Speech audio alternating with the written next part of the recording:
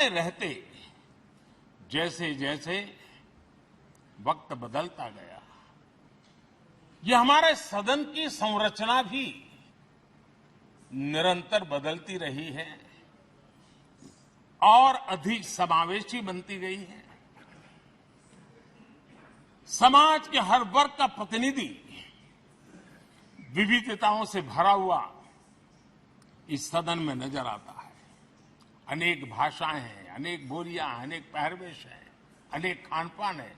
सदन के अंदर सब कुछ है और समाज के सभी तबके के लोग, चाहे वो सामाजिक रचना के हो, चाहे आर्थिक रचना के हो, चाहे गांव या शहर के हो, एक प्रकार से पूर्ण रूप से समावेशी वातावरण सदन में पूरी ताकत के साथ जन सामान्य की इच्छा आकांक्षाओं को प्रकट करता रहा है। दलित हो, पीड़ित हो, आदिवासी हो, पिछड़े हो, महिलाएं हो, हर एक का धीरे धीरे धीरे योगदान बढ़ता चला गया है। आदरणीय अध्यक्ष जी, प्रारंभ में महिलाओं की सदस्य संख्या कम थी, लेकिन धीरे धीरे माताओं बहनों ने भी इस सदन की गरिमा को बढ़ाया है। इस सदन के गरिमा में बहुत बड़ा बदलाव लाने में उनका योगदान रहा है। आदरणीय अध्यक्ष जी, प्रारंभ से अब तक एक मोटा मोटा हिसाब लगाता था, करीब करीब 7,500 से अधिक जनप्रतिनिधि दोनों सदनों में मिलाकर के योगदान दे चुके हैं। इतने सालों में 7,500 से करीब ज्यादा। इस कालखंड में करीब 600 महिला सांसदों ने भी इस सदन की गरिमा को बढ़ाया है, दोनों सदन की। और आदरणीय अध्यक्ष जी, आप जानते हैं कि इस सदन में आदरणीय इंद्रजीत गुप्ता जी 43 ईयर, अगर मेरी गलती नहीं हो तो 43 ईयर इस सदन में लंबा समय बैठ करके इस सदन के साक्षी बनने का उनको सौभाग्य मिला। और यही सदन है आदरणीय अध्यक्ष जी, जहां शकीकुर रहमान जी 93 की एज में भी सदन में अपना योगदान देते रहे, जबकि उनकी उम्र 93।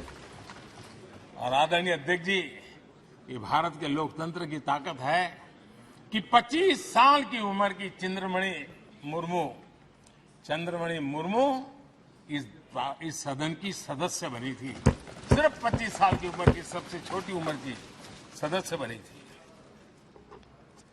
आदरणीय अध्यक्ष महोदय,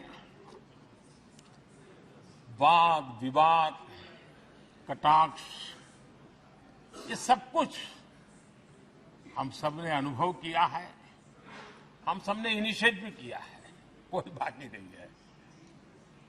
लेकिन उसके बावजूद भी शायद जो परिवार भाव हम लोगों के बीच में रहा है, हमारे पहले की पीढ़ियों में भी रहा है, जो लोग प्रचार माध्यमों से हमारे यहां का रूप देखते हैं और बाहर निकलते ही हमारा जो अपनापन होता है, परिवार भाव होता है, वो एक अलग ही ऊंचाई पर ले जाता है।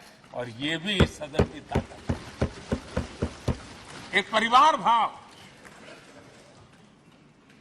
और उसके साथ साथ हम कभी कड़वाहट पाल करके नहीं जाते हैं।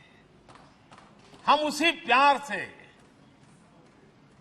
सदन छोड़ने के कई वर्षों के बाद भी मिल जाए तो भी उस प्यार को कभी भूलते नहीं है, उस स्नेह भरे याद दिनों को भूलते नहीं है। वो मैं अनुभव कर सकता हूं। आदरणीय अध्यक्ष जी, हमारे पहले भी और वर्तमान भी हमने कई बार देखा है कि अनेक संकटों के बावजूद भी, अनेक असुविधाओं के बावजूद भी सांसद सदन में आए हैं और उन्होंने शारीरिक पीड़ा भी असह्य हो तो भी सदन में एक सांसद के रूप में, जनप्रतिनिधि के रूप में अपना कर्तव्य निभाया है। ऐसी अनेक घटनाएं आज हमारे सामने हैं। गंभीर गंभीर बीमारियों के बावजूद भी कोई व्हीलचेयर में आना पड़ा, किसी को डॉक्टरों को बाहर खड़े रख करके अंदर आना पड़ता, लेकिन सभी सांसदों ने कभी न कभी इस प्रकार से अपनी भूमिका निभाई। कोरोना काल हमारे सामने उदाहरण है। हर परिवार में रहता था कहीं बाहर जाए तो मौत को बुलावा न दे दे, उसके बावजूद भी हमारे माननीय सांसद दोनों सदन में कोरोना काल के इस संकट की घड़ी में भी सदन में आए, अपना कर्तव्य निभाया। हमने राष्ट्र का काम रुकने नहीं दिया। आवश्यकता पड़ी, डिस्टेंस रखना भी था और बार बार टेस्टिंग भी करना पड़ता था। सदन में आते थे लेकिन मास्क पहनना पड़ता था। बैठने की रचना भी अलग अलग की, समय भी बदले गए। हर चीज के साथ राष्ट्र का काम रुकना नहीं चाहिए, इस भाव से सभी सदस्यों ने इस सदन को अपने कर्तव्य का महत्वपूर्ण अंग माना। संसद